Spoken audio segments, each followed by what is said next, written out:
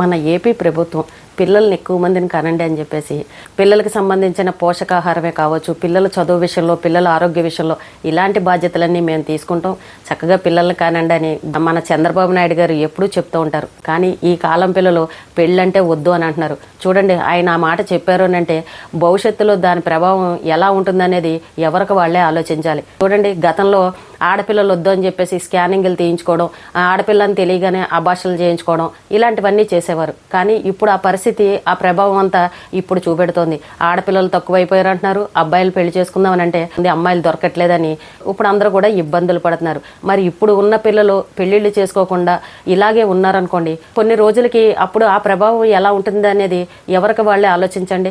అందరూ కూడా ముసలి వాళ్ళే ఉంటారు తప్ప చిన్నపిల్లలు, వయసు పిల్లలు ఎవరు ఉండరు. ఇంకా ఎందుకంటే ఇప్పుడు ఈ కాలంలో ఈ పిల్లలు పెళ్లిళ్ళు చేసుకోలేదనుకోండి, ఇంకా వీళ్ళ వయసు ఇలా పెరుగుతూ ఉంటుంది. నెక్స్ట్ జనరేషన్ అనేవాళ్ళు ఎవరు ఉండరు. మెల్లమెల్లగా పిల్లల సంఖ్య తగ్గిపోతుంది. పెళ్ళే చేసుకున్నప్పుడు ఇంకా పిల్లలు ఎక్కడి నుండి వస్తారు? వాళ్ళ సంఖ్య తగ్గిపోయి ఈ ప్రభావం అంతా అప్పుడున్న జనరేషన్ పైన బాగా చూపెడుతుంది. ఎవరైనా పెద్దవాళ్ళు అనుభవంతో పిల్లల్ని కనండి అని చెప్పారనంటే దాన్ని దృష్టిలో పెట్టుకుని దాని వెనకాల ఎంత అర్థం ఉందనేది ఒక్కసారి బాగా ఆలోచించాలి. ముందు మీరు పెళ్లిళ్ళు చేసుకున్నారనుకోండి, అప్పుడు పిల్లల్ని ఎలా కనాలనేది ఒక ప్లాన్ అనేది ఉంటుంది. ఈ రోజున మీరు ఓపికగా ఉన్నారు, డబ్బు సంపాదించుకుంటున్నారు, మీకు డబ్బుకి ఏమీ లోట్లేదు, ఇంట్లో తల్లిదండ్రులు ఉన్నారు, చక్కగా వండి పెడుతున్నారు, ఎటువంటి ఇబ్బంది లేదు. ఇలా కొన్ని రోజుల పాటు బాగానే గడుస్తుంది. కానీ ఒక 40 సంవత్సరాలు దాటిన తర్వాత అప్పుడు అసలు విషయం అనేది అప్పుడు బయటపడుతుంది. అయ్యో, నేను ఎవరో ఒకరిని పెళ్లి చేసుకుంటే బాగుండేదే, ఇప్పుడు చూడు నేను ఒంటరివాడిని అయిపోయాను, అమ్మ నాన్న లేరు, అక్క చెల్లెలు అన్నదమ్ములు కూడా ఎవరి సంసారాలు వాళ్ళు చేసుకుంటున్నారు, అయ్యో నా పరిస్థితి ఏంటని ఆ రోజున మీరు ఆలోచించే పరిస్థితి. అప్పుడు ఎంత బాధపడినా సరే ఏం ప్రయోజనం ఉంటుంది చెప్పండి? ఆ వయసులో మీరు చేసుకుందామన్నా ఎక్కడైనా అమ్మాయిలు దొరుకుతారా? కాబట్టి భవిష్యత్తును దృష్టిలో పెట్టుకొని ఈ రోజున పెళ్లి చేసుకోమని ఎందుకు చెప్తున్నారు, పిల్లల్ని కనమని ఎందుకు చెప్తున్నారు అనేది ఇలాంటి విషయాలన్నీ కూడా కొద్దిగా ఆలోచించండి. అందరూ చదువుకున్న వాళ్లే, ప్రతి విషయం అందరికీ తెలుసు. ఈ రోజున సోషల్ మీడియా అందరికీ అరచేతిలో ఉంది. ఏ ప్రశ్న కావాలన్నా ఆన్సర్ దొరుకుతుంది. మనకు తెలియని విషయం అంటూ ఏదీ లేదు. ప్రతి విషయాన్ని మనం తెలుసుకోవచ్చు. ఒకళ్ళు చెప్పే విధంగా ఈ రోజున పరిస్థితులు ఏమీ లేవు. అయినా కూడా ఇంత అవగాహన కల్పించి ఈ రకంగా సోషల్ మీడియాలో చెప్తున్నప్పుడు ఏంటి అసలు విషయం, వీళ్ళు ఎందుకు చెప్తున్నారనే దాని గురించి కూడా ఒక్కసారి మనసు పెట్టి ఆలోచించాలి. పెద్దవాళ్ళు ఏది చెప్పినా కూడా ఊరికే చెప్పరు. వాళ్ళంతా అనుభవించి వాళ్ళు ఉన్న పరిస్థితులను బట్టే వెనకాల ఉన్న నెక్స్ట్ జనరేషన్ వాళ్ళకి వాళ్ళు అనుభవించిన పరిస్థితులు, కష్టాలు, సుఖాలు ఇలాంటివన్నీ కూడా పిల్లలకి నేర్పిస్తారు. మరి వాళ్ళ మాటను కూడా మనం కొట్టిపారేసి పెళ్ళొద్దు, ఇదొద్దు, అదొద్దని మనం ఇలా మొండిగా మాట్లాడామనుకోండి, నెక్స్ట్ భవిష్యత్తు ఎలా ఉంటుందనేది కూడా ఒక్కసారి ఆలోచించుకోవాలి. గవర్నమెంట్ ఈ రోజు ఏమంటారంటే పెళ్లి చేసేసుకోమంటారు, ఈ రోజున పిల్లల్ని కనేయండి అని అంటారు. రేపొద్దున వాళ్ళని మీరు ఏమన్నా పెంచుతారేంటి, రేపొద్దున వాళ్ళ పరిస్థితి ఏంటి, వాళ్ళ మొహాలు మేం చూడాలి, మాకు వచ్చే జీతాలు సరిపోవని ఇలా ప్రశ్నించే వాళ్ళు కూడా ఉంటారు. అది కూడా నిజమనే అనిపిస్తుంది. ఎందుకంటే 2-3 పిల్లలు కనేసి ఈ రోజున లక్షల్లో ఫీజులు కట్టాలని అంటే అది సాధ్యమయ్యే పని కాదు. మరి వాళ్ళకి ఫుడ్ పెట్టాలి, ఇంతంత రెంట్లు కట్టుకుని ఒక ఇల్లు లేకుండా ఏమీ లేకుండా ఇవన్నీ ఉండాలనంటే అది కూడా కష్టతరంగానే అనిపిస్తుంది. చెప్పడం ఈజీగా చెప్పేస్తారు, కానీ అది అనుభవించే వాళ్ళకి ఆ బాధ ఏంటనేది అర్థమవుతుంది. కానీ డబ్బున్న వాళ్ళు అనుకోండి ఎలా అయినా బతికేయగలరు. కానీ పేదవాళ్ళ కోసం గవర్నమెంట్ కూడా ఇన్ని పథకాలు పెడుతుంది. చక్కగా పిల్లలు గవర్నమెంట్ స్కూల్లో చదువుకోవచ్చు, గవర్నమెంట్ హాస్పిటల్సే కావచ్చు, ఏదైనా సరే పిల్లలకి సంబంధించింది స్కూల్లో మధ్యాహ్న భోజన పథకాలు, పిల్లలకి పుస్తకాలు, బట్టలు ఇలాంటివన్నీ కూడా ఇప్పటికీ కూడా ఇస్తూనే ఉన్నారు. మరి పేదవాళ్ళైనా మధ్యతరగతి వాళ్ళకైనా గవర్నమెంట్ అన్నీ చూసుకుంటుంది. కాబట్టి మన భవిష్యత్తును కూడా దృష్టిలో పెట్టుకుని ఎందుకు చెప్పారు ఈ రకంగా అనేది ప్రతి ఒక్కరూ ఆలోచించండి. కష్టాలనేవి ఎక్కడ లేవు. ఇంతకు ముందు కాలంలో ఏమీ ఉండేవి కాదు. 10 మంది పిల్లల్ని కనేవారు. ఒక్కరు సంపాదిస్తే ఇంటిల్లి పాదటి తినేవారు. అప్పుడు కూడా ఎన్ని కష్టాలు ఉన్నాయో మనలో చాలా మందికి తెలుసు. సరైన బట్టలు ఉండేవి కాదు, సరిగ్గా తిందామంటే తిండి ఉండేది కాదు, ఆ పచ్చడేసుకునే తినేవాళ్ళం, ఆ చెద్దన్నం తినే స్కూల్కి వెళ్ళేవాళ్ళం. ఇలాంటివన్నీ మనం అందరం గడిపిన వాళ్ళమే. ఇంకా అప్పుడు మీద చూసుకుంటే ఇప్పుడు బెటర్ అనే చెప్పాలి. ఇప్పుడు చూడండి, పిల్లలు ఎవరన్నా చెద్దన్నం పెడితే తింటున్నారా? శుభ్రంగా వేడివేడిగా వాళ్ళకి టిఫిన్లు వేసి పెడుతున్నారు. పిజ్జాలు అంటారు, బర్గర్లు అంటారు, ఇంట్లో నూడిల్స్ అంటారు, మ్యాగీలు అంటారు.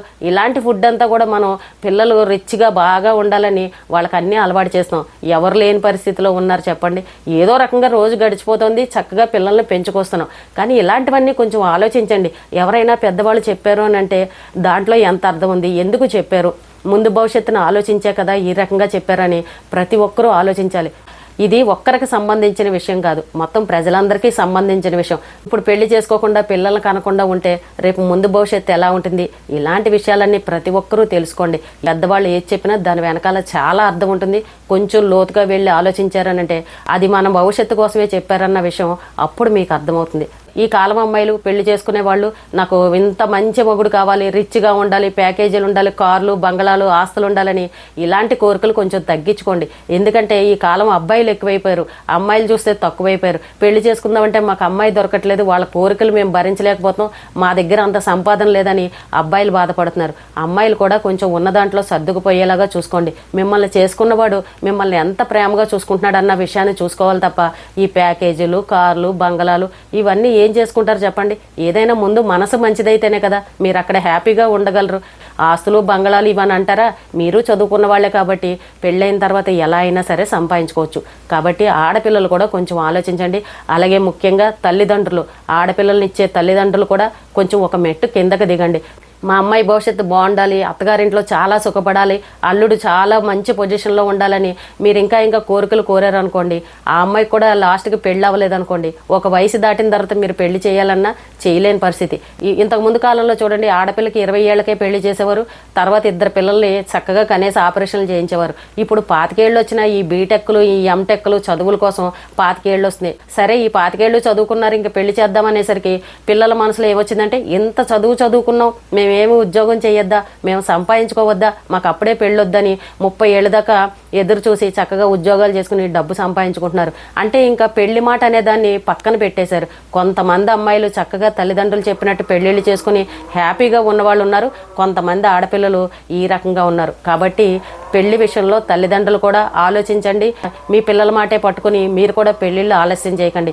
ఆడపిల్ల తల్లిదండ్రులు అబ్బాయి ఎంత మంచివాడు, నన్ను ప్రేమగా చూసుకుంటాడా అన్నది చూసుకోండి తప్ప ప్యాకేజీలు, ఆస్తులు అని అంటూ గొప్పలకు పోయి నేను రిచ్గా ఉన్న సంబంధమే చేసుకోవాలని మాత్రం అనుకోకండి.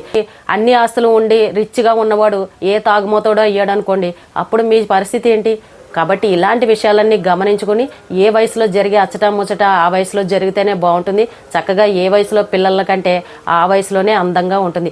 మీకు ఒక 50 ఏళ్ళు వచ్చేసరికి చక్కగా మీ పిల్లలు మీకు చేతికి అందుతారు. వాళ్ళకి పెళ్ళిళ్ళు చేయాలన్నా మీరు అప్పుడు కొంచెం ఆరోగ్యంగా ఉంటారు. పెద్దవాళ్ళకి ఇలాంటి విషయాలన్నీ తెలుసు, మళ్ళీ ఎవరు కూడా చెప్పక్కర్లేదు. తల్లిదండ్రులు కూడా బాగా ఆలోచించి మీ పిల్లల పెళ్లి విషయంలో ఆలస్యం చేయకండి.